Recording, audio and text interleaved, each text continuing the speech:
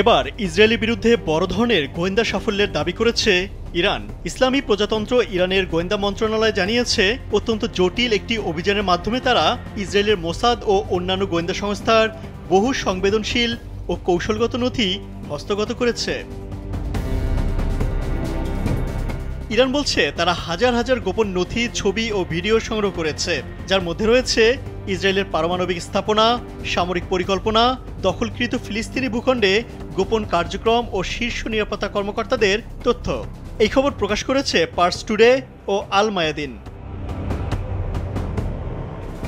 জর্ডানের সামরিক বিশ্লেষক ও কৌশলবিদ নাজাল আবু জায়েদ বলেন, ইরানের এই গোয়েন্দা অভিযান ছিল সময় ও স্থানভিত্তিক সমন্বিত এক সাইবার ও মাঠ পর্যায়ের হামলা। স্যান্ডেলিনা সো, রূপচর্চায় আভিজাত্য।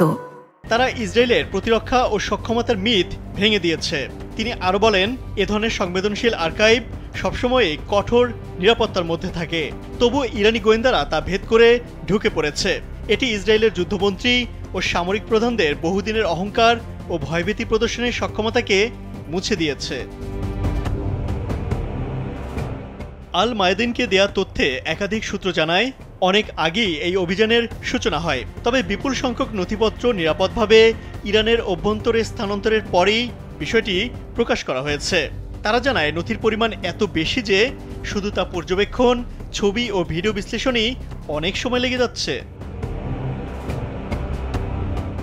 সূত্রগুলো আরও দাবি করে, ইরান এখন মোসাদের শীর্ষ কর্মকর্তাদের নিরাপত্তা সম্পর্কিত সকল তথ্যের উপর পূর্ণ নিয়ন্ত্রণ প্রতিষ্ঠা করেছে।